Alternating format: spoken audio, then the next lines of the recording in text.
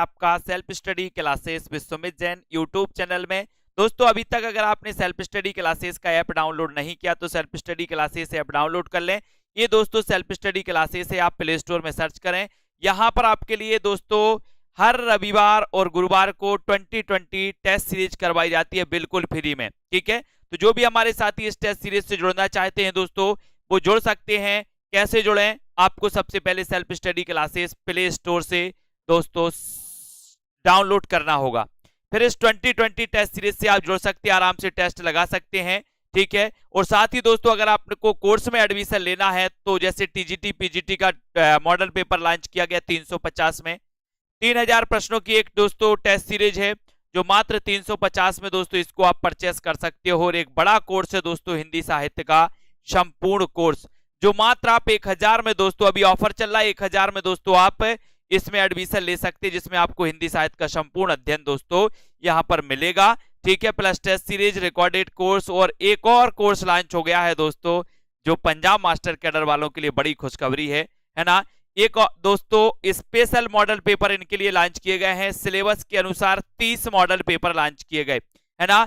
और दोस्तों ये 30 मॉडल पेपर में कुल मिला के 4500 क्वेश्चन आपके होंगे। अगर आपने 4500 क्वेश्चन पढ़ लिए तो आपकी बल्ले बल्ले हो जाएगी। मास्टर कैडर वाले हमारे जितने भी साथी हैं वो सभी साथी इस मॉडल पेपर में मात्र 599 में दोस्तों एडमिशन ले सकते हैं।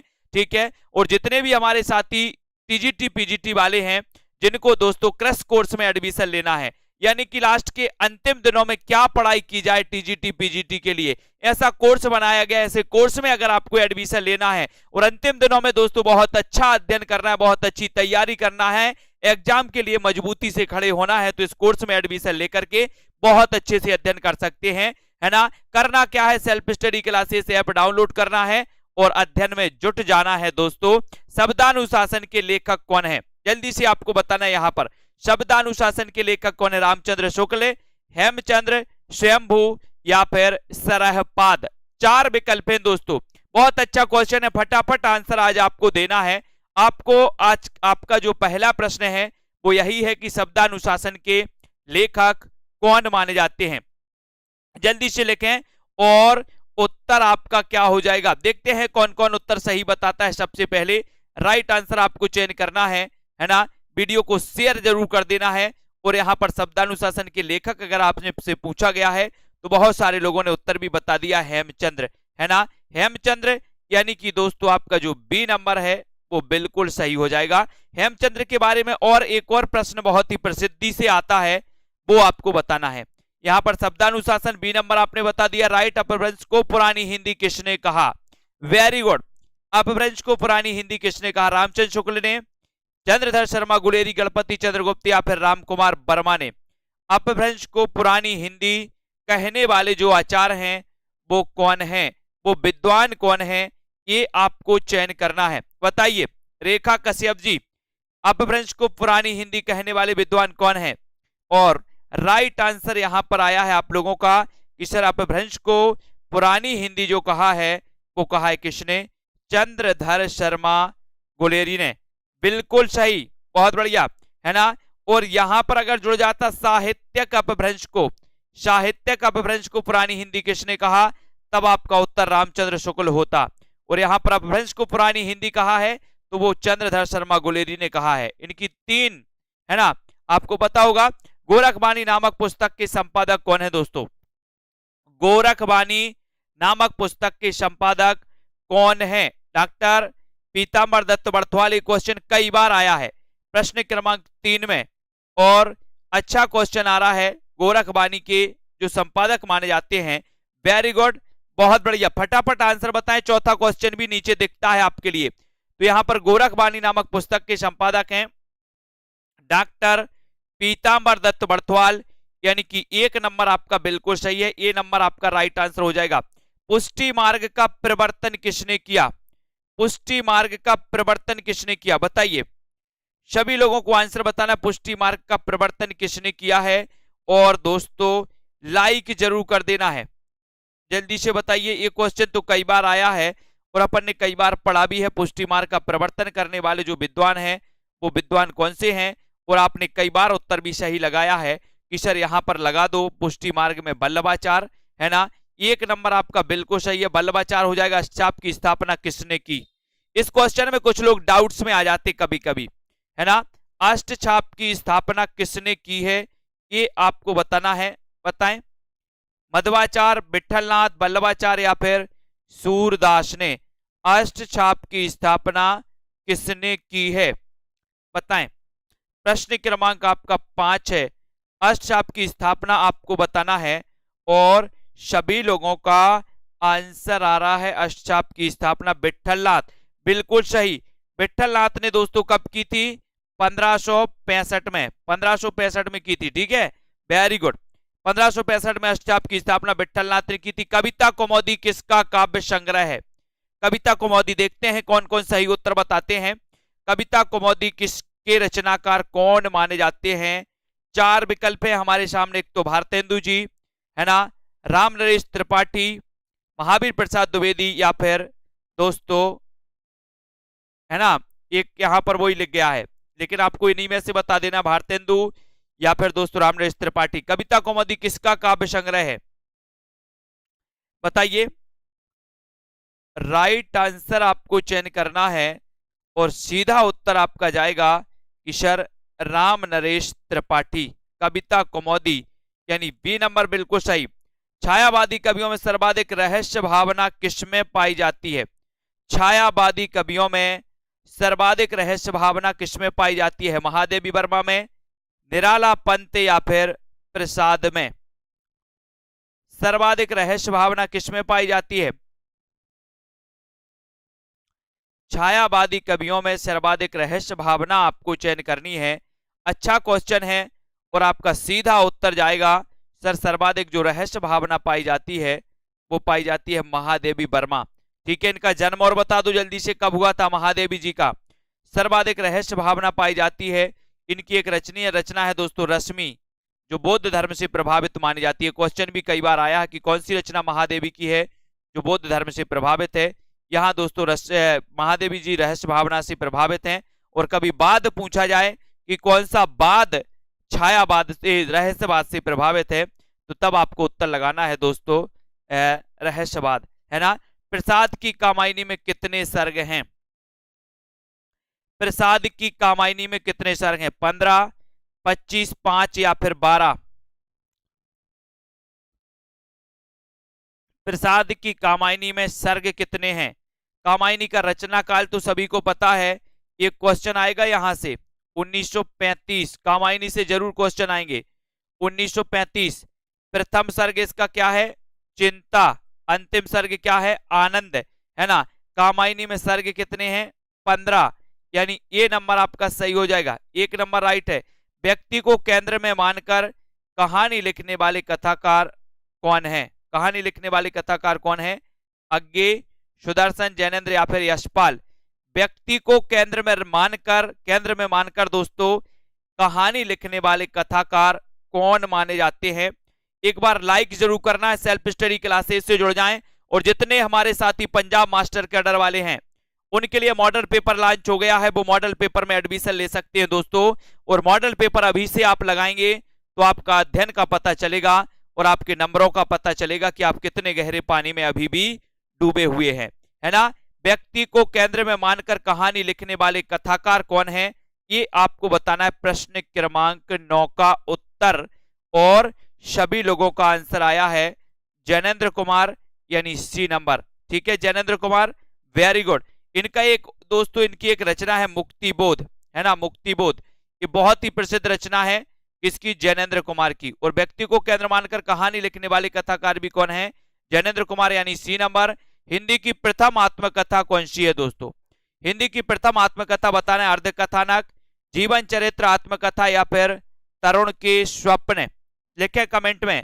हिंदी की प्रथम आत्मकथा बतानी है, यहां पर जो विकल्प अनुसार आपको उत्तर लगानी है। जल्दी से सभी लोग बताएंगे प्रश्न क्रमांक 10 का आंसर क्या हो जाएगा। हिंदी की प्रथम आत्मकथा कौन सी है, ये उत्तर आपको बताना है। अच्छा क्वेश्चन है और सीधा आंसर जाएगा 1 नंबर, यानी कि दोस्तों इसके रचनाकार कौन है? बनारसी दास जैन, है ना। यानी ये नंबर हिंदी की प्रथम प्राचीनतम आत्मकथा ये मानी जाती है दोस्तों, है ना। 1 नंबर आपका राइट आंसर हो जाएगा। हिंदी के प्रथम जीवनी लेखक कौन है दोस्तों, निम्न में से बताना है आपको, है ना। हिंदी के प्रथम जीवनी लेखक बाबू कार्तिक प्रसाद खत्री, भारतेंदु हरिश्चंद्र, राधा कृष्णदास या इनमें से कोई नहीं। ये क्वेश्चन आया हुआ है दोस्तों पहले एग्जाम में, तो बताएं। वीडियो को लाइक भी करना है और दोस्तों अपने मित्रों तक शेयर भी कर देना है। सेल्फ स्टडी क्लासेस ऐप से जुड़ जाएं और यहां पर आपको बताना है कि प्रथम जीवनी लेखक कौन माने जाते हैं, है ना। ऐसा अगर आपसे क्वेश्चन पूछा जाएगा तब आपका राइट आंसर हो जाएगा क्या, बाबू कार्तिक प्रसाद खत्री, है ना। मीराबाई की जीवनी इन्होंने लिखी थी दोस्तों, बाबू कार्तिक प्रसाद खत्री। 1 नंबर आपका यहां पर ये बिल्कुल सही हो जाएगा। जिन्होंने भी ये बताया है उनका आंसर बिल्कुल सही है। हिंदी का प्रथम रेखा चित्र संग्रह कौन सा है, अच्छा क्वेश्चन है प्रश्न क्रमांक 12 में। हिंदी का प्रथम रेखा चित्र संग्रह कौन सा माना जाता है, पदम पराग, बोलती प्रतिमा, अतीत के चलचित्र या फिर स्मृति की रेखाएं। हिंदी का प्रथम रेखा चित्र संग्रह कौन सा है, इसका आंसर आपको बताना है, 12 का उत्तर बताना है। लाइक जरूर करना है अपने मित्रों तक, शेयर करते रहें दोस्तों और इसी प्रकार से जुड़ जाएं।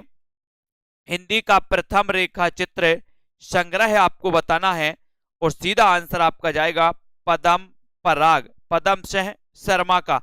1 नंबर, 1 नंबर आपने बिल्कुल सही बताया मयंक जी, वेरी गुड। एक बूंद सहसा उछली किस विधा की रचना है, प्रश्न क्रमांक 13। एक बूंद सहसा उछली की विधा आपको बताना है, ये किस विधा की रचना है, इसका आंसर आपको चयन करना है। उपन्यास है, जीवनी है, यात्रा साहित्य है या फिर कहानी है। एक बूंद सहसा उछली किस विधा की रचना मानी जाती है, इसका आंसर बताएंगे नीरज कुमार जी, बताइए। प्रश्न क्रमांक 13 में टीजीटी पीजीटी के ब्रह्मास्त्र कोर्स में भी आप एडमिशन ले सकते हैं दोस्तों। ब्रह्मास्त्र कोर्स लास्ट 15 दिन, लास्ट के दिनों में अध्ययन, है ना। एक बूंद सहसा उछली और ये क्या है, ये है दोस्तों क्या, यात्रा साहित्य, है ना। ये यात्रा वृतांत है अज्ञे जी का, एक बूंद सहसा उछली। हिंदी में रिपोर्टाज विधा का जनक किसे कहा जाता है दोस्तों, प्रश्न क्रमांक 14 में हिंदी में रिपोर्टाज विधा का जनक शिवदान सिंह चौहान, पदम सिंह शर्मा, परमानंद श्रीवास्तव या फिर नंदद्वारे वाजपेयी। अच्छा क्वेश्चन है, लाइक जरूर करना है दोस्तों आपको। हिंदी में आपको बताना है कि दोस्तों हिंदी में बताइए रिपोर्टाज विधा का जनक किससे माना जाता है, और क्वेश्चन नंबर आपने उत्तर बताया है कि सर शिवदान सिंह चौहान, है ना। और इनका जो दोस्तों रिपोर्टाज है वो कौन सा है, कौन सा है ना, जल्दी से बताओ। हिंदी का प्रथम जो रिपोर्टाज है वो कौन सा है बताइए। और शिवदान सिंह चौहान 1 नंबर आपका बिल्कुल सही हो जाएगा यहाँ पर। हिंदी में गद्य काव्य के जनक कौन है दोस्तों, गद्य काव्य के जनक कौन माने जाते हैं। और ऐसे कितने साथी हैं जिन्होंने सेल्फ स्टडी क्लासेस ऐप को डाउनलोड नहीं किया, ऐप को जरूर डाउनलोड करें। सेल्फ स्टडी क्लासेस सर्च करें दोस्तों आप, है ना, और ऐप आप डाउनलोड कर लेते तो यहां पर दोस्तों आपके लिए फ्री में टेस्ट सीरीज भी चलती हैं, है ना। 2020 टेस्ट सीरीज एक चलती है और आने वाली भी बहुत सारी योजनाएं हैं जो आपके लिए बहुत फायदेमंद रहेंगी आगे आने वाले जितने भी एग्जाम होंगे उनके लिए। तो सेल्फ स्टडी क्लासेस से तो आप आज ही जुड़ जाएं और कोर्स में जो भी कोर्स, जिस भी कोर्स में आपको एडमिशन लेना है वो ले सकते हैं। हिंदी में गद्य काव्य के जनक है दोस्तों कौन, राय कृष्ण दास, यानी 1 नंबर आपका बिल्कुल सही हो जाएगा। ये नंबर जिन्होंने चयन किया है उनका आंसर बिल्कुल सही है। बंगाल का अकाल रिपोर्टाज के लेखक कौन है, बंगाल का अकाल रिपोर्टाज के लेखक कौन माने जाते हैं, प्रकाश चंद्र गुप्त, रांगे राघव, प्रभाकर माचबे या फिर प्रकाश बत्ती पाल। बंगाल का अकाल रिपोर्टाज के लेखक कौन है, बंगाल का अकाल रिपोर्टाज के लेखक कौन है, ये आपसे प्रश्न पूछा गया।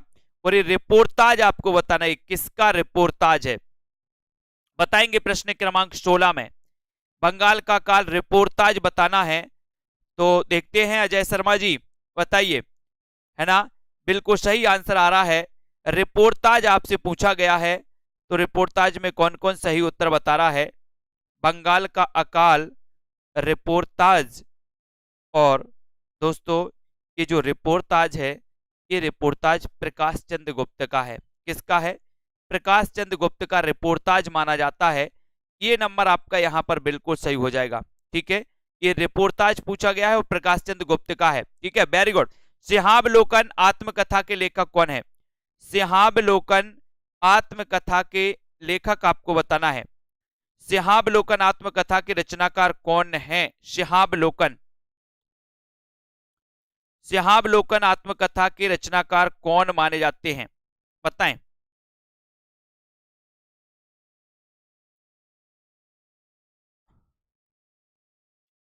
सिंहावलोकन आत्मकथा के रचनाकार कौन है दोस्तों?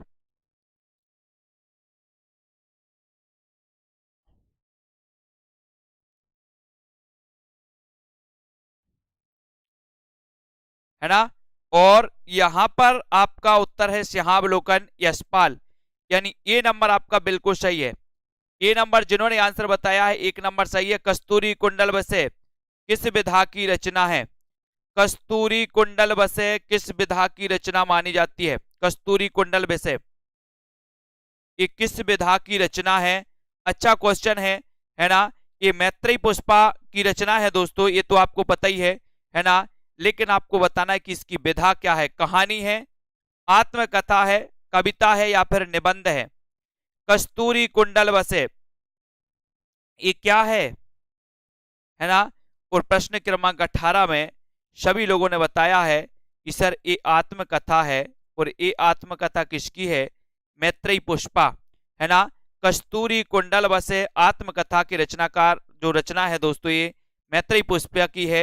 यहाँ पर विधा पूछा गया तो आत्मकथा आपको लगाना है, बी नंबर आपको लगा देना है। हिंदी का प्रथम दैनिक समाचार पत्र कौन सा है? हिंदी का प्रथम दैनिक समाचार पत्र कौन सा है? बंगाल गजट, समाचार सुधावर्षण, उदंत मार्तंड या फिर बंगदूत, है ना? यहां पर से बहुत सारे क्वेश्चन आपसे बन सकते हैं। हिंदी का प्रथम दैनिक समाचार पत्र अगर आपसे पूछा गया तो अपन को पता है कि सर हिंदी का प्रथम दैनिक पूछा, दैनिक।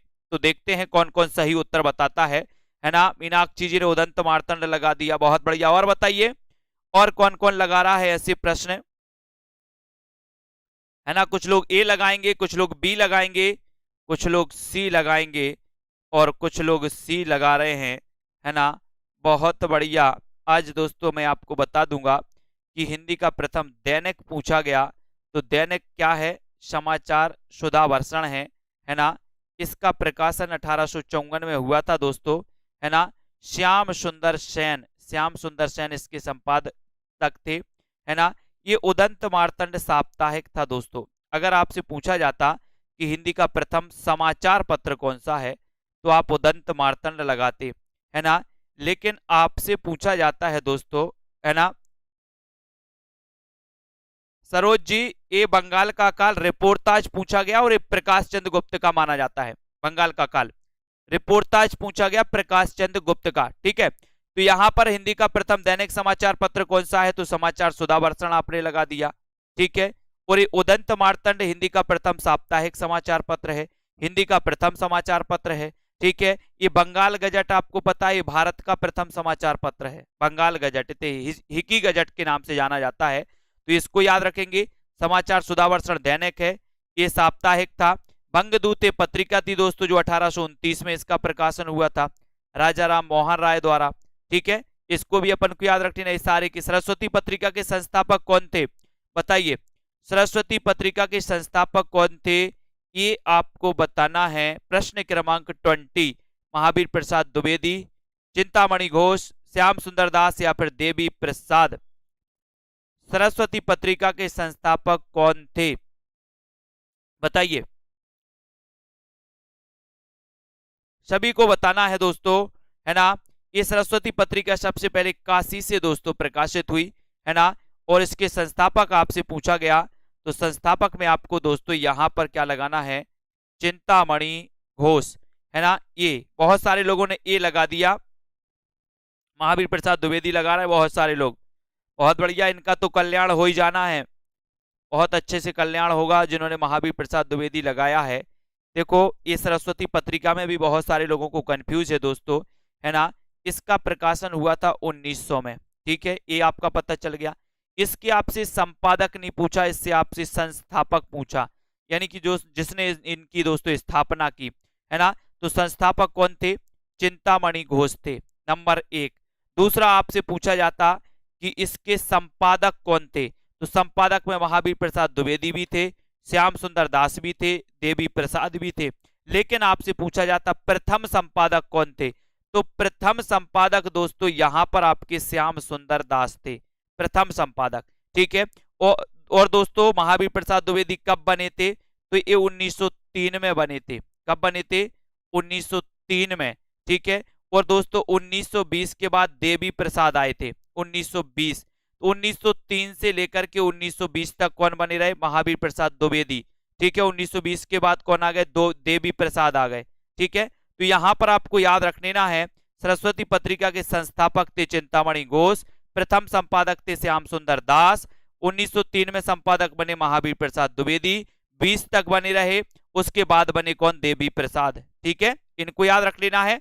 नाथ संप्रदाय के प्रवर्तक कौन माने जाते हैं? नाथ संप्रदाय के प्रवर्तक कौन माने जाते हैं, ये भी आपको बताना है। जल्दी से बताओ, नाथ संप्रदाय के प्रवर्तक कौन माने जाते? गोरखनाथ, मतेंद्रनाथ सरहपा या फिर रामानंद? ऐसा क्वेश्चन आया है दोस्तों, है ना। नाथ संप्रदाय के प्रवर्तक कौन माने जाते? प्रश्न क्रमांक आपका 21 है, और 21 का आपका राइट आंसर क्या हो जाएगा इस क्वेश्चन का? नाथ संप्रदाय के प्रवर्तक कौन है, ऐसा क्वेश्चन आपसे पूछा गया, तब आपको क्या लगाना है दोस्तों? क्या लगाना है? गोरखनाथ, यानी कि आपका जो 1 नंबर है, 1 नंबर वो बिल्कुल सही हो जाएगा, गोरखनाथ आपका सही हो जाएगा। नाथ संप्रदाय के प्रवर्तक कौन है? गोरखनाथ। ठीक है। ए नंबर, कुतुबन के गुरु का नाम क्या था? कुतुबन के गुरु का नाम क्या था? कबीर, सुंदरदास, शेख बुरहान या फिर रामानंद? कबीर के गुरु का नाम आपको बताना है दोस्त, सॉरी कुतुबन के गुरु का नाम बताना है ना। कबीर के गुरु का नाम तो रामानंद था, है ना, लेकिन कुतुबन के गुरु का नाम बताना है। इनकी रचना आपको पता है दोस्तों कौन सी है? मृगावती। इनकी रचना कौन सी है? मृगावती। और इस मृगावती को सूफी काव्यधारा की प्रथम रचना माना है किसने? रामचंद्र शुक्ल ने। क्वेश्चन पूछा गया है ना। और कुतुबन के गुरु कौन थे? तो आपको पता है शेख बुरहान, यानी कि आपका जो सी नंबर है, सी नंबर आपका बिल्कुल सही। एक बार लाइक कर दें, शेयर कर दें, है ना। और पंजाब मास्टर कैडर वाले सभी मॉडल पेपर लॉन्च हो चुका है आपके लिए। मॉडल पेपर अभी से लगाना चालू कर दें, जब तक आएगा दोस्तों, जब तक आपकी तैयारी बहुत अच्छी हो जाएगी। सिलेक्शन लेना चाहते हैं दोस्तों तो तैयारी अभी से चालू करें। उत्पत्तिवाद के प्रवर्तक कौन माने जाते हैं? उत्पत्तिवाद के प्रवर्तक भट्टलोलट, आचार्य शंकोक, कुंतक या फिर भामह? उत्पत्तिवाद के प्रवर्तक आपको चयन करना है। क्वेश्चन अच्छा है, क्वेश्चन बढ़िया है, पूछा जाएगा आपसे, और आपका राइट आंसर यहां पर चला गया सीधा। क्या चला गया? उत्पत्तिवाद के भट्टलोलट, यानी कि आपका जो 1 नंबर है, 1 नंबर वो बिल्कुल सही है। ये नंबर जिन्होंने बताया उनका आंसर बिल्कुल सही हो जाता है, वेरी गुड, है ना। सनक संप्रदाय के प्रवर्तक माने जाते हैं दोस्तों, सनक संप्रदाय। अच्छा क्वेश्चन है, थोड़ा सा डाउट्स वाला क्वेश्चन है, लेकिन आपसे बन जाएगा। सनक संप्रदाय के प्रवर्तक कौन माने जाते हैं, बताएं।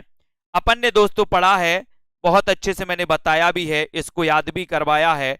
आपको चयन करना है, सनक संप्रदाय के प्रवर्तक आपको बताना है। रामानुज हैं, निम्बार्क हैं, मध्वाचार्य हैं या फिर दोस्तों रामानंद हैं? तो चयन करिए और दोस्तों उत्तर बताइए, है ना। और बहुत बढ़िया आंसर आ रहा है, निम्बार्क। कौन माने जाते हैं? निम्बार्क। आपने पढ़ा है दोस्तों द्वैता द्वैतवाद, द्वैता द्वैतवाद, है ना। द्वैता द्वैतवाद के कौन माने जाते हैं? निम्बार्क। और निम्बार्क से अपन ने नींबू लगाया था, बोले सर हम तो पड़ोसी को नींबू देत देत देत देत थक गए, तो देत देत से द्वैता द्वैत, नींबू से निम्बार्काचार, और पड़ोसी को अगर नींबू ना दो तो पड़ोसी सनक जाएगा, तो सनक संप्रदाय के प्रवर्तक भी निम्बार्काचार। और पड़ोसी को नींबू ना दो तो पड़ोसी सनक जाएगा, सनक से सनक संप्रदाय, नींबू ना दो तो निम्बार्काचार, यानी कि आपका बी नंबर बिल्कुल सही है। माखनलाल चतुर्वेदी के हित तरंगिणी रचना पर साहित्य अकादमी पुरस्कार मिला है, तो बताना है आपको साहित्य अकादमी पुरस्कार मिला है, कब मिला, बताएं। बहुत बढ़िया, रौली सिंह जी। प्रश्न क्रमांक 25 में माखनलाल चतुर्वेदी आपको बताना है, जल्दी से बताओ, सभी को बताना। माखनलाल चतुर्वेदी के लिए हेमतरंगिणी रचना पर साहित्य अकादमी पुरस्कार कब मिला? 1955, 56, 57 या फिर 58? और सीधा आंसर आपका जाएगा कि सर माखनलाल चतुर्वेदी के लिए हेमतरंगिणी रचना पर साहित्य अकादमी जो पुरस्कार मिला है वो मिला है कब? कब मिला? 1955, यानी कि ए नंबर 1955 आपका सही हो जाएगा।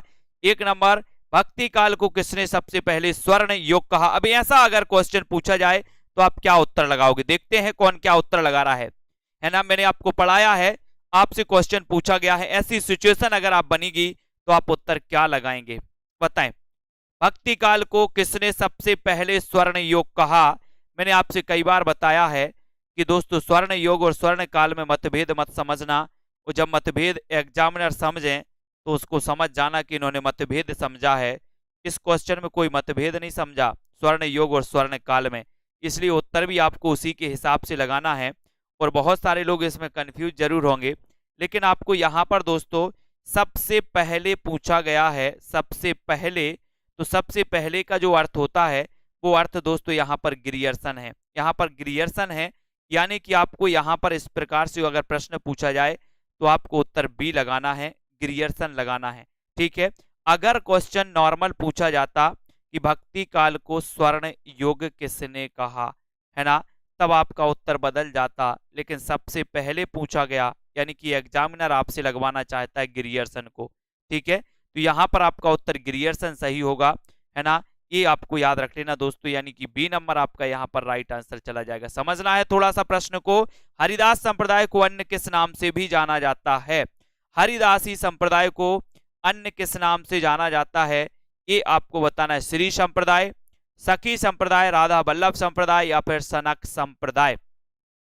बताएं, हरिदासी संप्रदाय को अन्य किस नाम से भी जाना जाता है?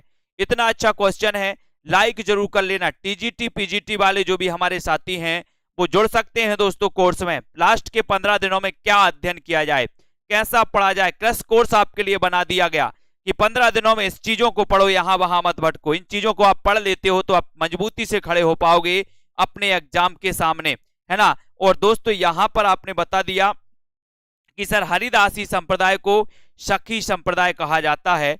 और दोस्तों आपको एक क्वेश्चन और पूछा है, टट्टी संप्रदाय के प्रवर्तक कौन है? जल्दी बताओ फटाक से। हरिदासी संप्रदाय को सखी संप्रदाय भी कहा जाता है, एक क्वेश्चन आपको बताना है। टट्टी संप्रदाय के प्रवर्तक कौन है? जल्दी से कमेंट में लिखो।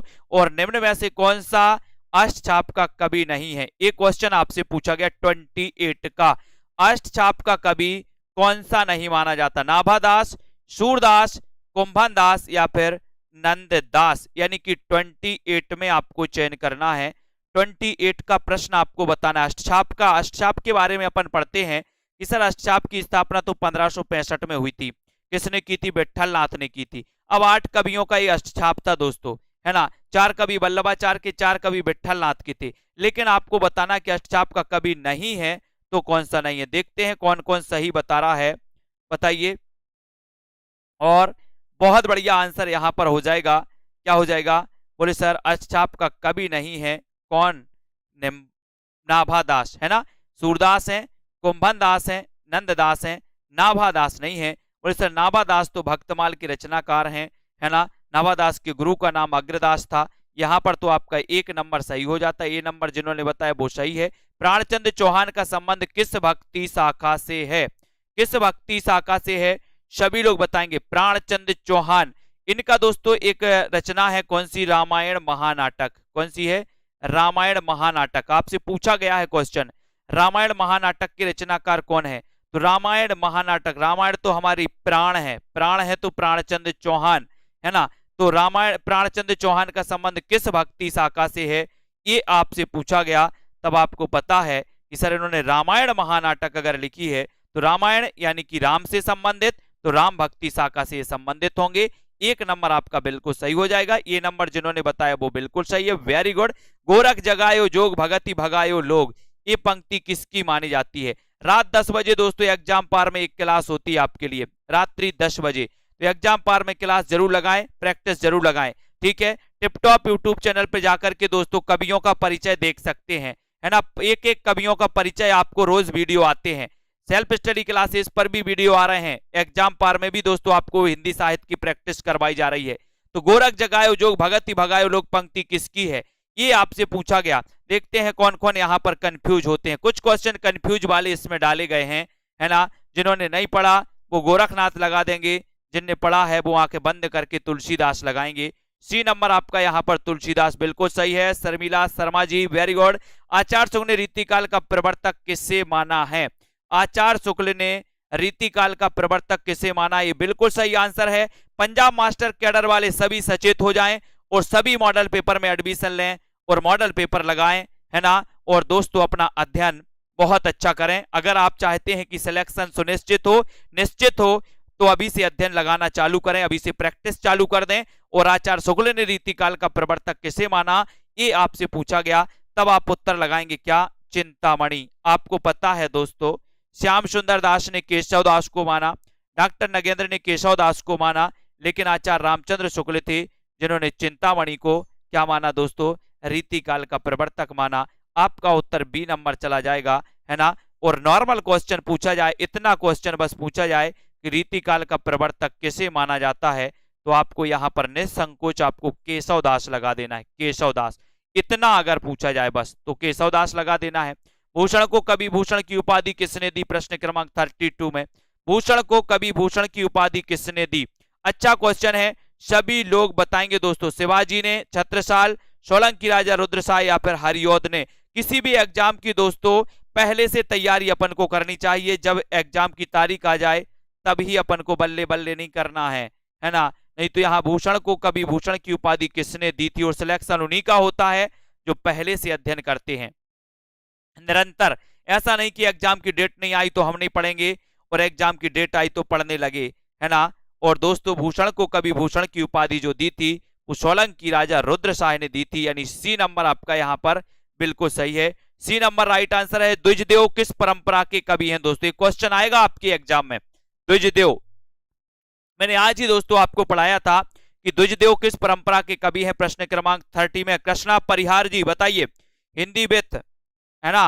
नंदिनी ठाकुर, द्विजदेव किस परंपरा के दोस्तों कवि हैं, ये आपको बताना है।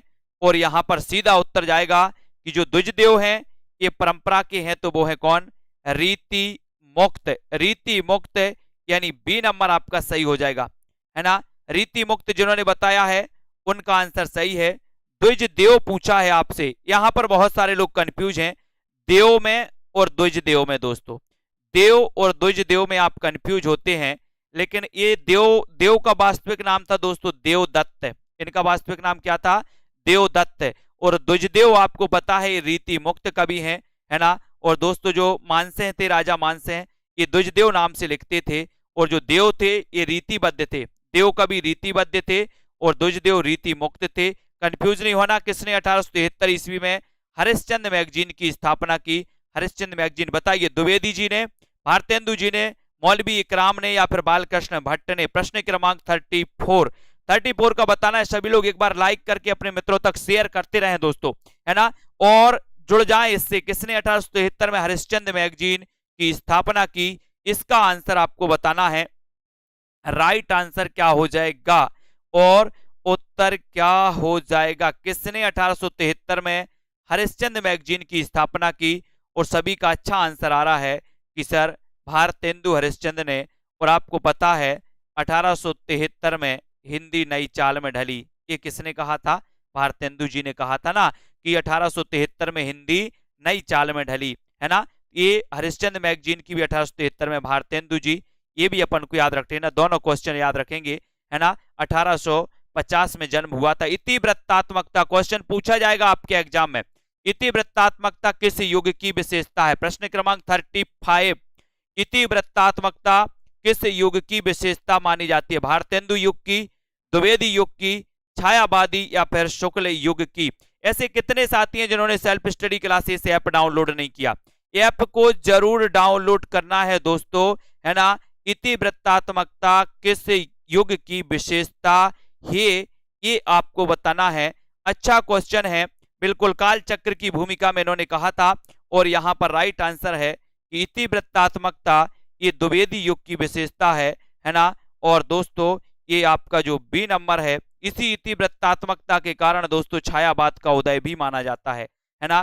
किस विशेषता, किस प्रवृत्ति के कारण? तो यहाँ पर आपका उत्तर तो हो जाएगा द्विवेदी युग की विशेषता है इतिवृत्तात्मकता, यानी कि वस्तु वर्णन, है ना। यानी कि बी नंबर आपका सही है। आधुनिक काल की किस काव्यधारा में रहस्यवाद की भावना पाई जाती है दोस्तों? यानी कि किस बाद, कौन सा ऐसा दोस्तों युग है जिसमें रहस्यवाद की भावना पाई जाती है? इसका आंसर आपको चयन करना है। वीडियो को एक बार लाइक जरूर कर देना, अपने मित्रों तक शेयर कर दें, और इसी प्रकार से दोस्तों आपको अध्ययन करना है आधुनिक काल की किस काव्यधारा में रहस्यवाद की भावना पाई जाती है। क्वेश्चन आपसे पूछा जाएगा, और मैंने आपको कई बार बताया भी है कि ये क्वेश्चन आता है, और आता है तो आपको याद भी करना है ना। सेल्फ स्टडी क्लासेस ऐप से जुड़ जाएं। और 36 ये दोस्तों रहस्यवाद से प्रभावित है। कौन सा बाद? छायावाद। और छायावाद में भी सबसे ज्यादा अगर कोई प्रभावित है तो वो है कौन? महादेवी वर्मा। जन्म कब हुआ था? 1907 में हुआ था, है ना। ये भी याद रख लेना, महादेवी जी को याद रखना है। और ये छायावाद 1918 से लेकर के 36 का जो काल माना जाता है दोस्तों, वो माना जाता है छायावाद का काल। ठीक है, बी नंबर राइट आंसर। विलोम किस नाटक का पात्र है? प्रश्न क्रमांक 37। विलोम किस नाटक का पात्र है? आषाढ़ का एक दिन, चंद्रगुप्त, अंधा योग, या फिर कोमाल गंधार? बताएं, विलोम किस नाटक? विलोम का मैंने आपको बताया था, है ना। विलोम किस नाटक का पात्र है? इसका आंसर बताना है। सभी लोग लाइक जरूर करें, प्रैक्टिस करते रहे। बहुत सारे वीडियो आपके यूट्यूब पर भी डले हैं, है ना। यूट्यूब पर जाकर के देखिए, प्ले लिस्ट में जाकर के देखिए दोस्तों, आपको बहुत सारी चीजें मिल जाएंगी, है ना। और यहां पर आपको विलोम पूछा गया तो आपने लगाया आषाढ़ का एक दिन। बोले आषाढ़ का एक दिन का विलोम क्या हो गया? बोले सर गर्मी का एक दिन, है ना। ये याद किया था अपन ने। आषाढ़ का एक दिन दोस्तों एक कालिदास जी के जीवन पर आधारित माना जाता है, आषाढ़ का एक दिन। इसके रचनाकार कौन है? तो उत्तर होता है मोहन राकेश। ये पूछा जाता है आषाढ़ का एक दिन किसका नाटक है? तो मोहन राकेश का। इसका पात्र दोस्तों विलोम है, ऐसा भी याद करना है। ललित निबंधकार के रूप में प्रसिद्धि मिली किसको मिली? 38 का आंसर। ललित निबंधकार के रूप में किसको प्रसिद्धि मिली? अज्ञेय, सरदार पूर्णसेन, विद्यानिवास मिश्र, या फिर रामचंद्र शुक्ल? ये आपको बताना है ना। और ललित निबंधकार के रूप में प्रसिद्धि पाने वाले जो विद्वान हैं वो कौन है? इसको बताइए। तो ललित निबंधकार में से एक क्वेश्चन आता है, निम्न में से बताइए कौन सा ललित निबंधकार है? तो आप कुबेर नाथ राय को जानते हैं, आप हजारी प्रसाद द्विवेदी को जानते हैं, आप विद्यानिवास मिश्र को भी जानते हैं। तो यहां पर ललित निबंधकार पूछा गया, तो यहां पर तो उत्तर आपका सी नंबर हो जाएगा। कुबेर नाथ राय भी आपको याद रख लेना है, हजारी प्रसाद द्विवेदी भी आपको याद रख लेना है, विद्यानिवास मिश्र भी आपको याद रख लेना। ये ललित निबंधकार के रूप में आप जाने जाते हैं, ठीक है। तो इनको याद रखेंगे। राग दरबारी उपन्यास के लेखक कौन है? अगला क्वेश्चन 39। राग दरबारी उपन्यास के लेखक कौन माने जाते हैं? सेल्फ स्टडी क्लासेस ऐप से जुड़ जाए दोस्तों, फटाफट अध्ययन बहुत बढ़िया तरीके से अच्छी अच्छी ट्रिकों के माध्यम से आपके माइंड में सेट किया जाता है ना। आपके माइंड को दोस्तों बनाया जाता है उस टाइप में कि हमें हिंदी को कैसे पढ़ना है, हिंदी साहित्य को। ऐसे तो आपको पुस्तकों में बहुत सारी चीजें मिल जाएंगी, सब कुछ लिखा है पुस्तकों में, लेकिन याद करने का माध्यम अगर कोई दोस्तों आपके लिए संस्थान है तो वो सेल्फ स्टडी क्लासेस। हजारों रचनाएं आपको क्लास लेते लेते याद होती हो जाती हैं, है ना। तो राग दरबारी उपन्यास के लेखक कौन है? तो आपको पता है, बोले दरबार में मेरा लाल बैठा है। इतनी हिंट आपको अगर दी है तो आप उत्तर बता दोगे कि दरबार में मेरा लाल बैठा है, तो लाल से क्या हो जाएगा? श्रीलाल शुक्ल, है ना। ये क्वेश्चन कई बार आया है, राग दरबारी उपन्यास। तो ये नंबर आपका बिल्कुल सही है, 1 नंबर आपका राइट आंसर। निराला के उपन्यास का प्रकाशन की दृष्टि से सही अनुक्रम कौन सा है दोस्तों? प्रश्न क्रमांक 440 का आंसर बताना। सूर्यकांत त्रिपाठी, निराला, है ना। मेदिनीपुर, महिषादल मेदिनीपुर में इनका जन्म हुआ जाता दोस्तों, है ना। कई विद्वान इनका जन्म मानते 1897, कई मानते 1899, है ना। अनेक दोस्तों इनके जन्म को लेकर के मतभेद है। 1889 में जयशंकर प्रसाद का जन्म हुआ था। उसके बाद दोस्तों 1897-99 निराला, 1900 में पंत का हुआ था, 1907 में महादेवी वर्मा, 1905 में रामकुमार वर्मा, 1908 में दिनकर, 1907 में महादेवी वर्मा, 1908 में दिनकर जी, फिर 1900 दोस्तों 11 में नागार्जुन अज्ञे जी का जन्म हुआ था, 12 में रामविलास शर्मा आ गए थे। इस प्रकार से मैंने कई आपको जन्म ऐसे याद करवाए हैं। और निराला के उपन्यासों में अगर बात करें तो इनका कौन कौन सा आएगा दोस्तों? इनका आएगा कौन, जल्दी से बताओ कौन सा आएगा। अप्सरा, अलका, निरुपमा, है ना, कौन सा आएगा, अप्सरा, अलका, निरुपमा और प्रभावती, है ना। ये नंबर जो है, ये नंबर आपका बिल्कुल सही, अप्सरा, अलका, निरुपमा और प्रभावती, एक नंबर जिन्होंने बताया है उनका आंसर बिल्कुल सही है। ठीक है, बहुत बढ़िया। तो सभी लोग इसी प्रकार से जुड़े रहे, वीडियो को लाइक जरूर करना है दोस्तों। सेल्फ स्टडी यानी कि दोस्तों अपनी खुद की स्टडी, है ना, सेल्फ, इसलिए दोस्तों नाम रखा गया अपने चैनल का सेल्फ स्टडी, है नहीं कि खुद का चैनल, अपना एक परिवार, है ना। ये आपको दोस्तों बने रहना है, अध्ययन करना है सिर्फ दोस्तों। यहां पर अपन परीक्षा को टारगेट बनाकर अध्ययन करते हैं। तो हमारे जितने भी साथी हैं, जिनको भी दोस्तों वीडियो को लाइक करना है वो लाइक कर देंगे, है ना। इस 2020 टेस्ट सीरीज से भी आप जुड़ जाएंगे, जो आपके लिए बिल्कुल फ्री करवाई जाती है सेल्फ स्टडी क्लासेस में, है ना। जुड़े, बहुत सारा फायदा होगा। ये तो आपके लिए एक एग्जाम है दोस्तों, आगे आने वाले जितने भी एग्जाम होंगे उनके लिए आप सेल्फ स्टडी क्लासेस को याद करोगे कि जितना भी अगर आपको याद हुआ है ना, वो दोस्तों सेल्फ स्टडी क्लासेस की मदद से। क्योंकि आपको दोस्तों पोथी बहुत सारी हैं, बहुत सारी किताबें उठा के अपने पास रख लो, कुछ नहीं होता जब तक आपके माइंड में सेट ना हो, जब तक आपको याद नहीं हो। एग्जाम में क्वेश्चन पूछा जाता है, आपको याद नहीं है तो आप गलत कर देते हो, है ना। वो किताबें काम में नहीं आती, वो बहुत सारा लिखा हुआ आपके काम में नहीं आता।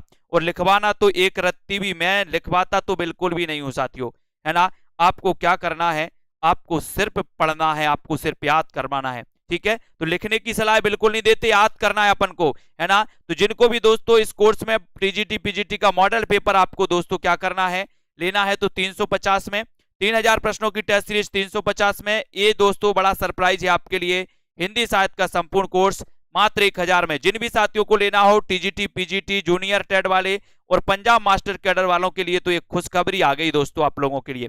एक मास्टर कैडर का स्पेशल मॉडल पेपर लॉन्च किया गया है, स्पेशल मॉडल पेपर। और ये 30 मॉडल पेपर जब कंप्लीट हो जाएंगे तो इसकी पीडीएफ भी आपको व्हाट्सएप में आपको दी जाएगी, है ना। तो जब ये 30 पूरे कंप्लीट हो जाएंगे तब दोस्तों आपके लिए, तो जिन भी साथियों को इस मॉडल पेपर में दोस्तों एडमिशन लेना है वो मॉडल पेपर में लें।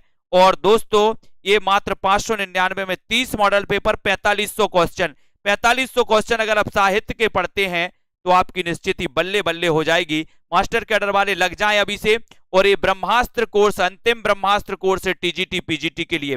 ये कोर्स लॉन्च किया गया आपके लिए 599 में, जिसमें दोस्तों आपके लिए बम्पर 15 दिनों में, लास्ट 15 दिनों में क्या अध्ययन करें, क्या पढ़ें, ऐसा कोर्स, है ना, बनाया गया जो आपके लिए परीक्षा के सामने खड़ा कर देगा। और दोस्तों आप परीक्षा में अच्छे नंबर लाने के लिए ये कोर्स बनाया गया है। तो आप जुड़ सकते हो, मुकनद जी, दारसू, पूनम जी, मनीषा गिल, अजय शर्मा जी, जयदीप जी, बिल्कुल, है ना, और पूजा सिंह जी, सभी साथी जितने भी हमारे साथी हैं अपने इस दोस्तों जूनियर टेट वाले भी जुड़े रहे। जूनियर टेट वाले जल्द ही आपका भी एग्जाम होगा, इसलिए बिल्कुल ठीक है। राज सागर जी, श्याम पंडित जी, बहुत बढ़िया, सभी साथियों को धन्यवाद। गीतिका, अर्शदीप, नीतू जी, गीता, मनीषा जी। और पंजाब मास्टर कैडर का अगर आप मॉडल पेपर देखना चाहते तो ऐप में जाइए, ऐप में एक मॉडल पेपर फ्री कर दिया गया है दोस्तों मास्टर कैडर का, आप जाकर के देख सकते हैं, लगा सकते हैं। अशोक जी, अनिल जी, बीनू, अशोक, पूनम जी, लवली ठाकुर जी, सभी साथियों को धन्यवाद। जुड़े रहें, लाइक करते रहें। 10 वाली क्लास को जरूर देखना है और अपने मित्रों तक शेयर जरूर करना है। सेल्फ स्टडी क्लासेस ऐप से जुड़े रहें। और आज के इस वीडियो के लिए बस इतना ही। विनायक दुबे जी, जय हिंद।